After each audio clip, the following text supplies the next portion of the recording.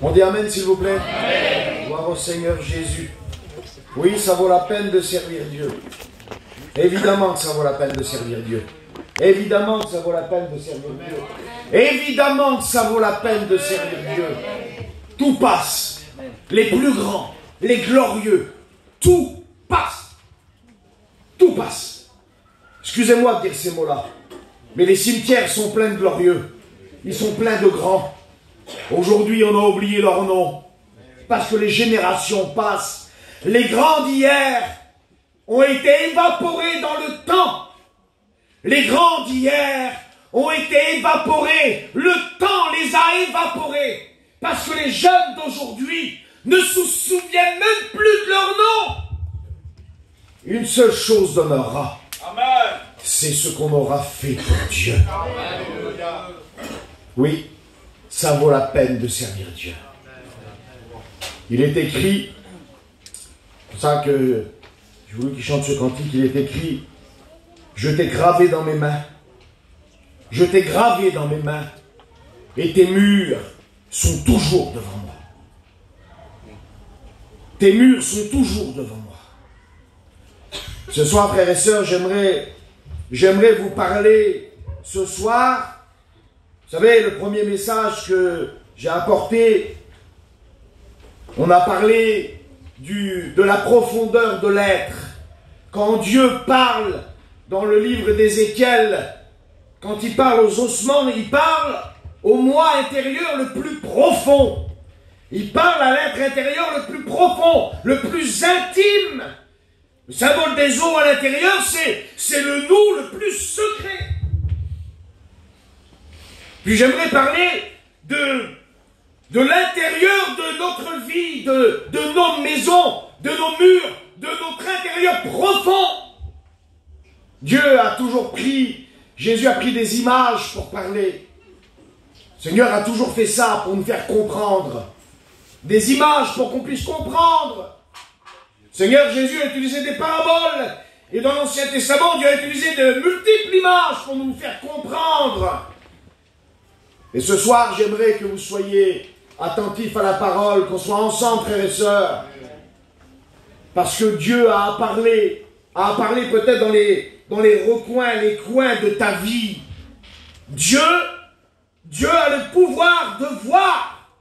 Paillon disait, une tache noire sur une feuille noire, dans une chambre noire, l'œil de Dieu la voit. Et Dieu voit tout. Dieu voit tout. Alors nous allons prier. Parce que dans le monde, on peut en faire des choses sans Dieu, vous savez. Sans Dieu, on peut faire plein de choses.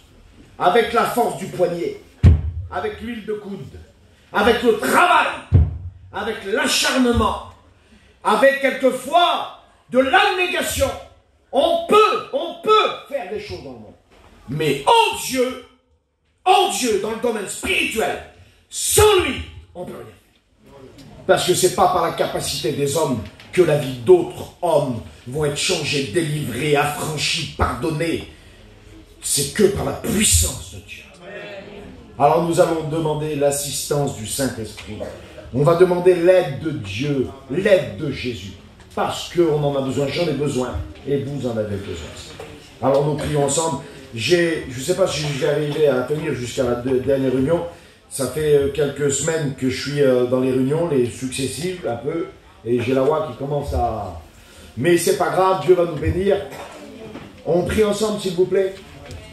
Priez avec moi. Allons lire la Bible. J'ai deux étudiants, futurs étudiants, qui sont là dans l'équipe avec moi. Et je voudrais leur dire, je leur dis sans cesse, et je voudrais leur dire encore, qu'il faut lire la Bible. On ne prêche pas sans lire la Bible. On parle de la Bible. On ne prêche pas nos idées, notre façon de penser, notre façon de voir les choses. On prêche la parole. C'est le socle de la vérité, c'est notre appui sûr. Comprenez ça? Un jour, je parlais à un homme, et quand l'homme me parlait, il était contradicteur, il était orgueilleux, il voulait avoir raison. Et quand je lui parlais, lui me parlait de sa façon de voir les choses, de comment il analysait la vie, un homme un peu philosophique. Et moi, je lui répondais, il est écrit, il est écrit, il est écrit. Et lui, il m'a dit, mais pourquoi tu me dis toujours, il est écrit, il est écrit?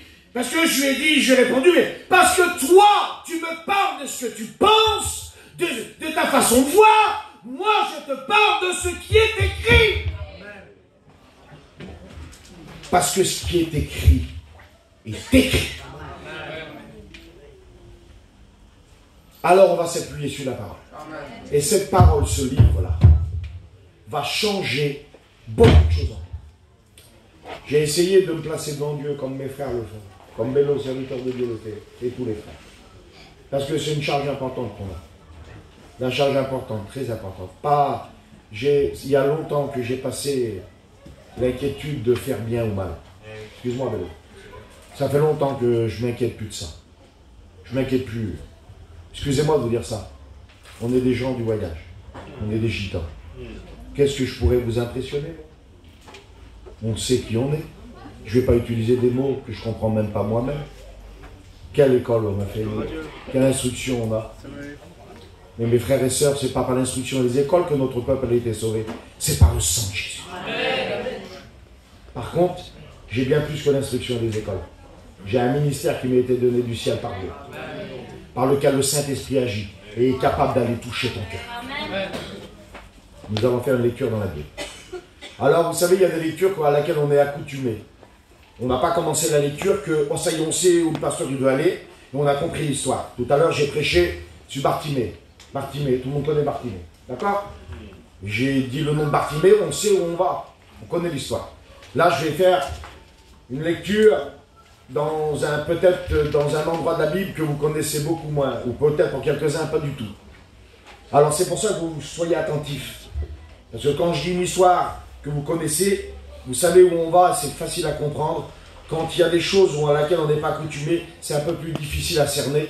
Mais je sais que le Saint-Esprit peut faire comprendre dans les cœurs, et de toute manière, je vais être très simple. Mais je vais vous parler de choses, peut-être que vous n'avez pas l'habitude d'entendre, par rapport à la lecture et au texte. Alors j'aimerais que vous soyez attentifs, parce que c'est primordial. Alors on fait la lecture ensemble. Vous êtes là? On fait la lecture. Ça se trouve dans le livre de Lévitique.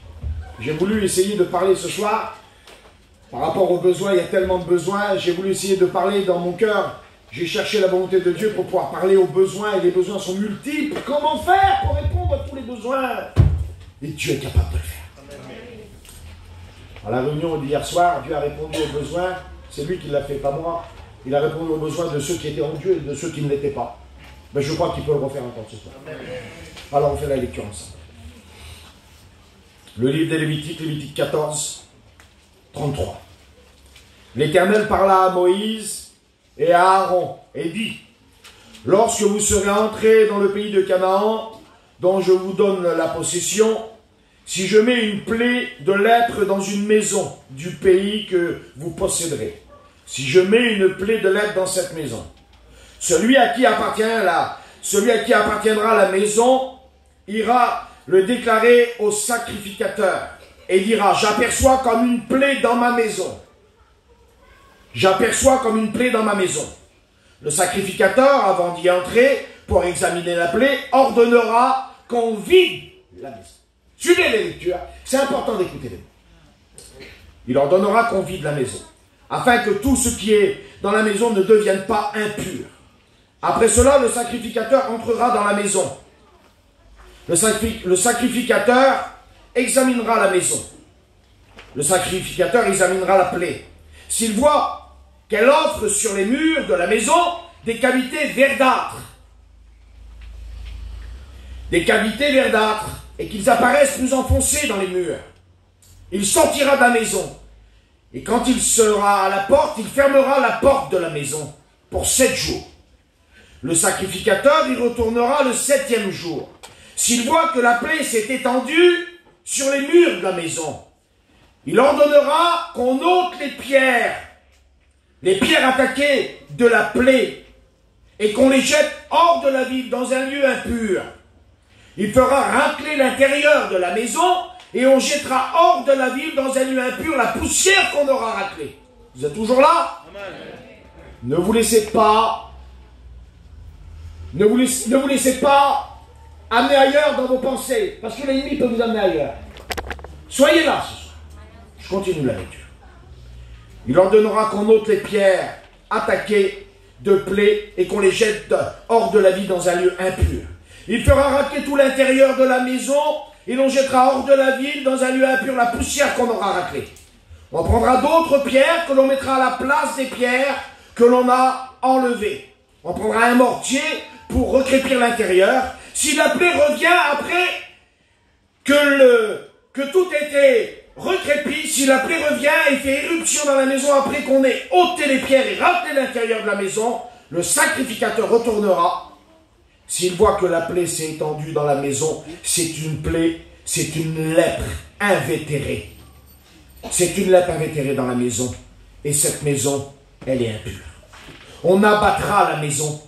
Et les pierres et le bois et le mortier, tout ce qu'il y a à l'intérieur, les choses qu'il y a, on les amènera hors de la ville dans un lieu impur. Celui qui sera entré dans la maison pendant le temps qu'elle a été déclarée impure, jusqu'au soir, cet homme-là sera déclaré impur. Celui qui aura couché dans la maison lavera ses vêtements. Celui qui aura mangé dans la maison lavera aussi ses vêtements.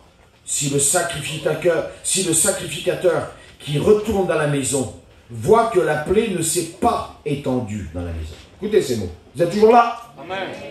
Si le sacrificateur voit que la plaie ne s'est pas étendue dans la maison, après que la maison a été crépie, il déclarera la maison pure, car la plaie a été guérie.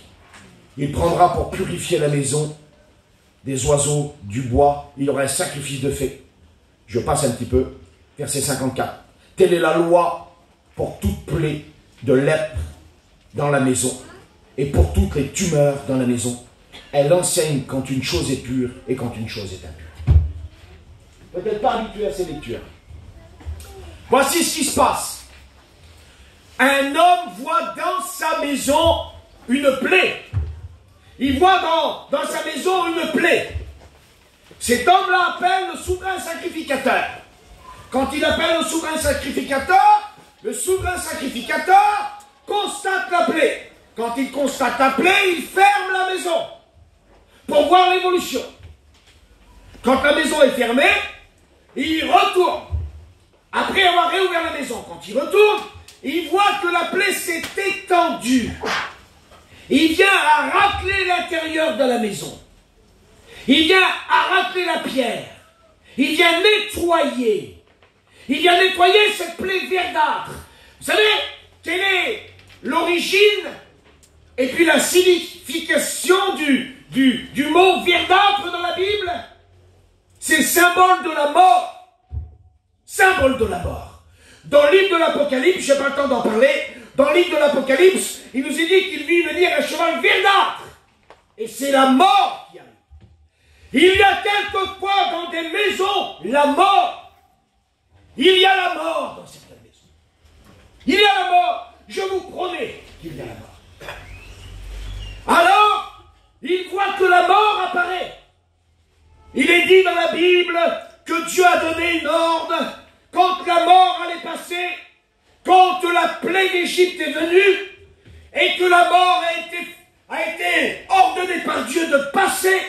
Il dit que les Hébreux ont mis du sang sur les linteaux de leurs portes et sur les poteaux.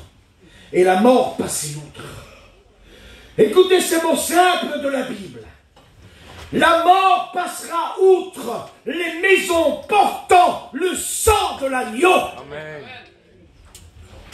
Alors quand le souverain sacrificateur aura raclé, il aura regardé, il aura nettoyé, il reviendra voir s'il y a encore éruption.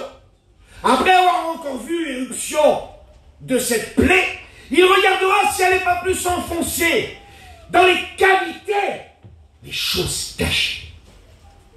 Il y a quelquefois dans les maisons, et les maisons, c'est les symboles de vos vies, de vos êtres, de ce que vous êtes. C'est le symbole de vos intimités, de vos foyers. C'est le symbole de votre vie. Il y a dans ces maisons-là des cavités, des caches. Voyez? Des caches. Il y a tout autour de nous là des caches où on va cacher des choses qui mènent à la mort, des choses verdâtres. Il y a des caches, et les caches amènent à la mort. Les caches amènent à la mort. Il y a des caches qu'il n'y a que toi qui connais. Il y a des caches que tu révéleras jamais à personne. Mais Dieu les connaît. Amen. Dieu les connaît. Il y a ces cavités dans les maisons. Vous savez ce qu'on faisait dans les châteaux et puis dans les maisons qui abritaient des nobles? On mettait des tentures au mur, on mettait des peintures, on mettait des tapis. Et derrière les tentures, les tapis, il y avait souvent des cavités de passage. Des cavités où on pouvait aller cacher, ou se cacher. Et quelquefois l'ennemi même arrivait à trouver l'entrée extérieure de la cavité et arrivait à entrer dans la maison. Et des fois l'ennemi est entré dans des maisons parce que des hommes et des femmes ont cru cacher par des tentures, par de l'apparence, par de la déco. Ils ont cru cacher à Dieu. Dieu était au courant. Mais votre ennemi aussi. Et il s'est introduit par l'extérieur, sous les tentures, et est arrivé jusqu'à l'intérieur des maisons. Tu observeras s'il y a des cavités plus approfondies, plus en dedans, des cavités qui sont plus profondes. C'est comme la Bible nous dit, c'est comme des caries dans les os. Il y a une carie à la dent, ça fait mal, mais aux os, ça fait encore plus mal. Une carie à la moelle, une carie profonde. Tu regarderas. Et si tu vois cette cavité verdâtre, alors à ce moment-là, tu ôteras la pierre. Tu enlèveras la pierre. Tu racleras autour, tu ôteras la pierre. Et tu iras la jeter dans un lieu impur. Tu iras l'acheter dans un lieu impur. Et tu remplaceras la pierre. Tu mettras une autre pierre. Et tu crépiras l'intérieur. Tu remettras quelque chose de propre. Tu remettras quelque chose de sain. Et tu fermeras encore la maison. Mais par contre, tu sortiras tout ce qu'il y a à l'intérieur. Avant de faire quoi que ce soit. Afin que tout ce qu'il y a à l'intérieur ne devienne pas impur. Mes amis, vous croyez apporter dans les maisons des choses verdâtres, des cavités, avoir des caches chez vous, sans que personne en subisse les conséquences. Des hommes et des femmes qui ont des caches chez eux. Des hommes et des femmes qui ont des cavités chez eux. Non seulement eux en subissent les conséquences, mais le foyer tient. Les enfants en subissent les conséquences. Le mari, la femme en subissent les conséquences. Il faut vider pour que ça ne devienne pas impur. Après avoir tout vidé, que les pierres remplacées et les murs recrépis, tu reviendras regarder. Quelle patience, Dieu. Quelle patience il a. La Bible dit qu'il ne veut pas que l'homme meure. Pour ne pas dire le méchant, c'est ce que le texte dit. Parce que quelquefois on est méchant. On est méchant. On est méchant parce qu'on ne prend pas soin de nos foyers, parce qu'on ne prend pas soin de nos maisons, parce qu'on ne prend pas soin de nos propres vies. Et parce qu'on a fait des cavités, parce qu'on a mis des tentures, parce qu'on a voulu une cache, parce qu'on a voulu une sortie de secours. Alors cette pierre-là est remplacée, crépie à l'intérieur, tout remis. Et le sacrificateur devait revenir pour regarder de nouveau. Et si la plaie s'est étendue, le texte dit tout sera détruit, pierre, bois, crépit. Tout sera amené en dehors de la ville, dans un lieu impur. Et le texte continue, et le texte que je vous ai lu dit ces mots. Le texte dit, si le sacrificateur revient et qu'il voit que la plaie n'a pas réapparu. Si la plaie n'a pas réapparu, alors à ce moment-là, le Seigneur déclara cette maison pure. S'il n'y en a pas eu de réapparition, s'il n'y a pas eu de nouvelles choses. Quand le Seigneur guérit un malade de la lèpre, vous savez ce qu'il fait? Il dit au malade, va te montrer au souverain sacrificateur. Parce qu'il savait que lui seul avait le pouvoir de donner autorité sur la maison pour qu'elle devienne pure. Mes frères et mes sœurs, Il y a quelquefois dans les vies de quelques hommes, quelques femmes, des caches. Il y a quelquefois dans les vies de quelques hommes, de quelques femmes, des plaies ouvertes, des plaies profondes, des plaies béantes, qui font mal. Non seulement qui font mal, mais qui font mal à la maison, et qui font mal au foyer, et qui font mal aux enfants, et qui font mal au mari, et qui font mal à Dieu, Il est écrit ces mots. Le sacrificateur qui retournera dans la maison, et s'il voit que la plaie s'est étendue, après que la maison a été crépie, il déclara cette maison pure, car la plaie était guérie. Et il prendra quelque chose pour pouvoir faire un sacrifice et montrer que devant tout le monde, tout a été guéri.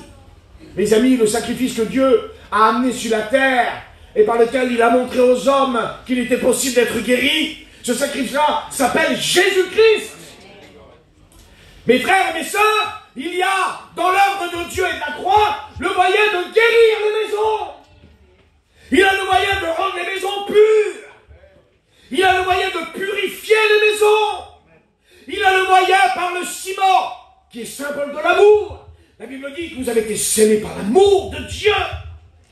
Et par son amour, il veut nous sceller à sa sainte maison. La Bible dit que nous sommes, l'habitation de Dieu. Et que nous sommes nous-mêmes les pierres vivantes. Tous assemblés formant un saint édifice pour former la maison de Dieu. Et mes frères et sœurs, on ne peut pas faire partie de cette maison avec des cavités dans nos murs. On ne peut pas faire partie de cette maison avec des cavités verdâtres dans nos murs, avec des plaies, avec des choses. Vous savez que cette lèpre-là est symbole d'une immondice la plus profonde. Et les symboles de la Bible sont forts, très forts. Quand il est parlé de lèpre, c'est pas simplement le mot de la maladie, mais c'est toute sa signification.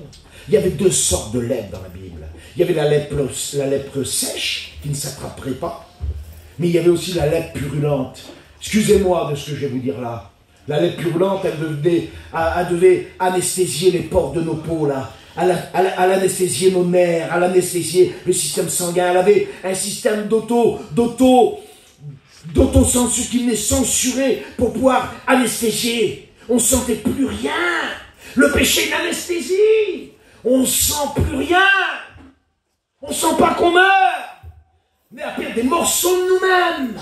On perdait des morceaux de nos mains, de nos visages. Des personnes arrivaient avec manquant le nez au milieu de la figure.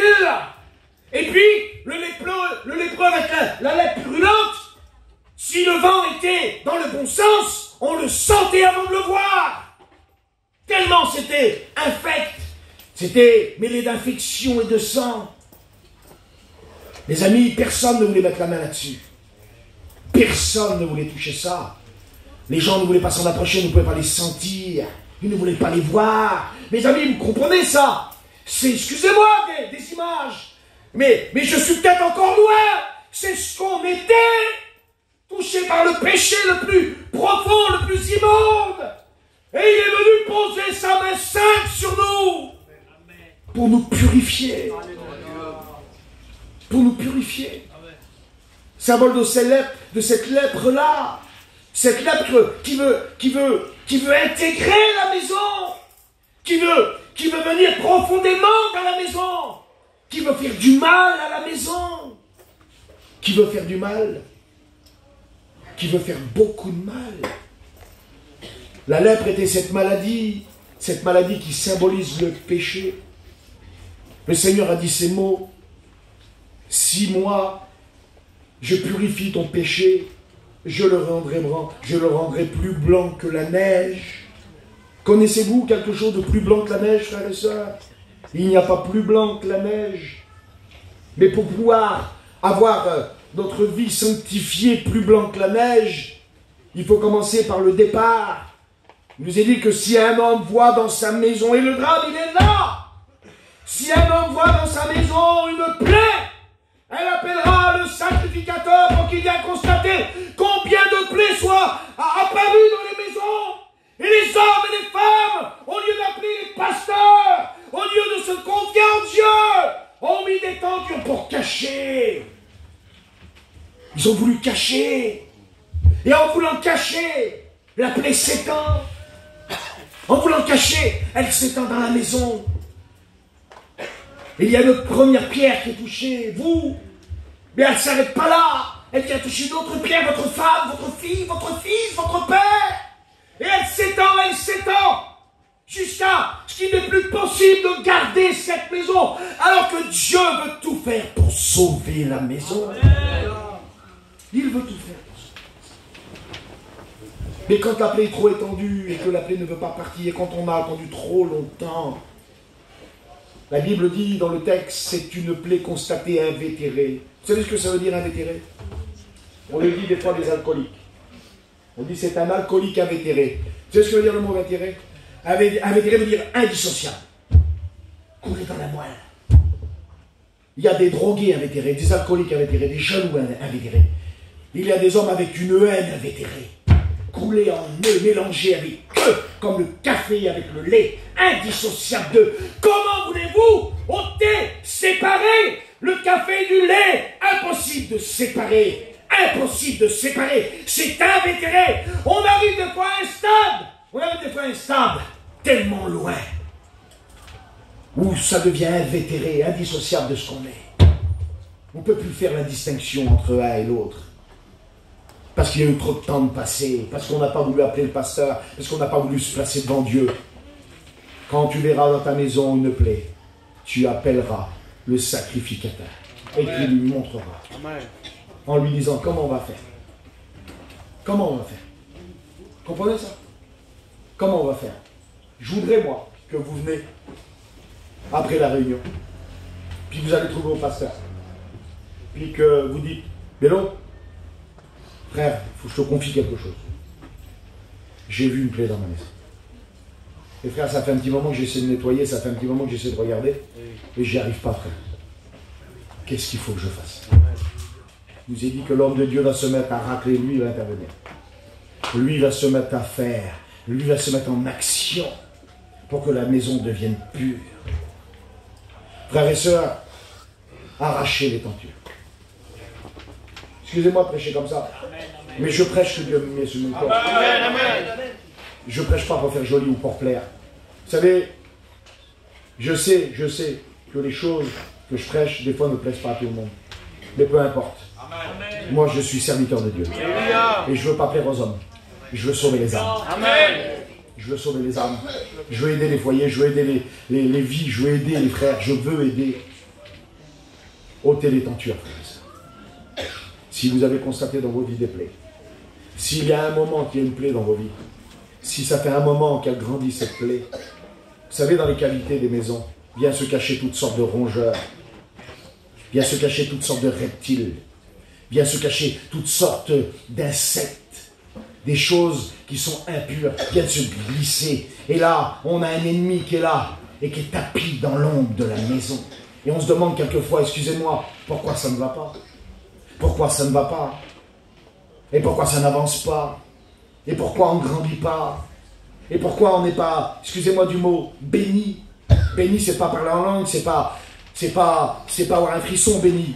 Être béni de Dieu, c'est... Vous savez ce que veut dire le mot bénir? Ça veut dire du bien. Béni de Dieu, ça veut dire que Dieu dit du bien de nous. C'est ça être béni de Dieu. Malgré nos fautes, nos manquements, mais c'est qu'on l'a appelé, c'est qu'on lui a montré la cavité, c'est qu'on a tout fait pour s'en sortir. Parce qu'il y a des choses qui viennent, des reptiles, des rongeurs, des choses qui viennent s'infiltrer. Il faut ôter les tentures. Il faut mettre à nu et à découvert. Et dire au Seigneur, Seigneur, ce soir, viens Seigneur. Viens réparer ma maison. Viens Seigneur viens enlever la plaie de ma maison. Viens guérir la plaie de ma maison, Seigneur. Seigneur, j'enlève, Seigneur, ce qui cachait. J'enlève, Seigneur, ce qui cachait. Et je mets, Seigneur, devant toi, à nu, à découvert, ce soir, ce qui cachait, pour pouvoir, Seigneur, obtenir la guérison et la bénédiction, Seigneur. Combien de foyers auraient été sauvés, mes amis? Combien de foyers auraient été sauvés? Combien de vies auraient été sauvées? Excusez-moi, combien de ministères auraient été sauvés si les tentures auraient été enlevées? Si on aurait mis à nu et à découvert devant les frères, chercher l'aide d'un frère. Chercher l'aide d'un frère. Mon frère. Mon frère. Viens mon frère, viens m'aider mon frère. Combien de ministères de sauver, combien de vies chrétiennes sauvées en disant mon frère. Viens chez moi mon frère. Regarde mon frère. Mais ça vient d'où mon frère ça? Je ne comprends pas mon frère. Comment c'est apparu? Qu'est-ce qu'il y a eu? Comment c'est possible? Comment Dieu aurait utilisé ton frère pour t'aider, pour t'éclairer? Comment Dieu aurait guéri la plaie? Comment Dieu aurait réparé? Comment Dieu aurait sauvé? Et combien de drames, combien de maisons détruites à cause de cash, à cause de cachets, à cause de vie avec des trappes, avec des trappes secrètes, avec des passages secrets. Ne savez-vous pas qu'il n'y a rien de secret devant Dieu? Le frère a chanté ce cantique. Tout sera révélé devant lui. Les œuvres, les bonnes et les mauvaises. Frères et sœurs, réglons nos affaires. Réglons nos affaires. Et je le dis à l'équipe qui est venue avec moi là. L'équipe qui est venue avec moi, ils ne sont pas en dehors de la parole. Et puis je suis ici pour faire la mission pour les autres. Amen. Et ça se tombe, il y en a un chez moi là, qui a des plaies dans sa maison. On n'est pas Dieu, nous, on ne voit pas tout. Hein. Réglez vos affaires. Amen. Réglons nos affaires. Faisons l'inventaire. Comme cette femme qui avait perdu la drache à l'intérieur de la maison, elle a vidé la maison. Vous comprenez ça? Elle a vidé la maison. Vide ta maison. Amen. Il fallait vider la maison parce que peut-être que quelque chose que tu avais amené dans ta maison avait amené la plaie dans ta maison. Et la plaie arrivait quelquefois avec quelque chose d'extérieur qu'on a amené dans la maison. C'est quelque chose du dehors que tu as amené dans ta maison. Tu as amené quelque chose du dehors. Et quand on parle du dehors, la Bible parle des gens du dehors. Et les gens du dehors, c'est pas les gens du dedans. Les gens du dedans, c'est la maison de Dieu. Les gens du dehors ne font pas partie de la maison de Dieu. Et quelquefois, des hommes et des femmes vont chercher les choses du dehors et les ramènent dans leur maison. Et à cause des choses du dehors, une plaie entre dans la maison. Parce qu'une fenêtre a été ouverte. Une fenêtre. Comment on... Vous savez combien de vies ont été détruites parce que des plaies ont été ouvertes? Vous savez combien de vies détruites par des plaies ouvertes? Vous savez combien de fois on a ouvert une fenêtre? On a amené une plaie dans notre maison sans bouger du canapé, sans bouger de chez soi. On a commencé une discussion qui venait du diable et qui a terminé à écrouler la maison. Combien de maisons détruites à cause de tentures posées sur des plaies qui ont été amenées à cause de choses extérieures. Arrête tout de suite. Amen. Arrête tout de suite. Arrête maintenant. Tu es en train de faire quelque chose qui va détruire ta maison. Tu t'es engagé dans une voie qui va écraser ta maison. Tu t'es engagé dans une voie qui va détruire. Au nom du Seigneur, arrête maintenant. Alléluia. Amen. Demande au pasteur qui vient de vérifier. Regardez la plaie qui est en train de s'ouvrir chez toi. Referme. Referme. Referme. Amen au Seigneur ce soir. Arrache tes tentures, vide ta maison. Vérifie, fais l'inventaire. Fais le dénombrement. Compte. Regarde ce qui a amené la plaie dans ta maison. Vérifie qu'est-ce qui a amené la plaie dans ta maison. Marie dit à ta femme, femme, c'est ce qui a amené la plaie dans la maison, c'est depuis que tu as rentré ça chez moi. Marie dit à ta femme, femme, c'est ce que tu as fait rentrer chez moi, c'est là qu'il y a bien la plaie. Femme dit à ton mari, Marie, depuis que tu t'es mis à faire ces choses, depuis que tu t'es mis à agir comme ça, Marie, la plaie est entrée chez nous. Appelons un pasteur. Je ne marcherai pas dans ton affaire. Amen. Amen. Ananias et Saphira se sont accordés devant le pasteur. C'est bien comme ça que vous avez vendu le champ? C'est bien à tel prix que vous l'avez fait? Oui, oui. Et après savoir accordé l'un et l'autre. Quelle hypocrisie. La plaie n'a pas pu être enlevée à cause de leur hypocrisie. Quand le Seigneur a fait poser la question par ces hommes-là, il a dit à l'homme, est-ce que c'est par tel prix que tu as vendu? Il a dit oui. La maison a été détruite et jetée en dehors de la ville. Il a posé la même question à la femme. Peut-être si elle aurait dit, mais non, mon mari a vendu. Peut-être que Dieu l'a raison. C'est pas à ce prix-là, c'est pas vrai. C'est pas vrai, c'est pas à ce prix-là. Non, non, non, ils se sont accordés la Bible. Femme, s'il faut que tu es en désaccord avec ton mari pour le salut, fais-le. Excuse-moi, Vélo. Hein. S'il faut que tu sois en désaccord pour enlever le péché de chez toi et ne pas l'accepter, fais-le. S'il faut que tu es en désaccord, Marie, avec ta femme, pour enlever le péché de chez toi, fais-le. Parce que Jésus en est. Et seules les maisons bâties sur le roc, saines en Dieu, seront arrachées de la terre et amenées dans le ciel. Comprenez ça? Alors, arrêtons. Excusez-moi, arrêtons la comédie. Arrêtons les grands amens. Arrêtons les grands amens. Arrêtons de frapper dans les mains. Levons-nous, arrachons les tentures des murs et réclamons l'aide du Seigneur pour venir réparer et guérir la maison. On comble les fonds. Dieu vous aide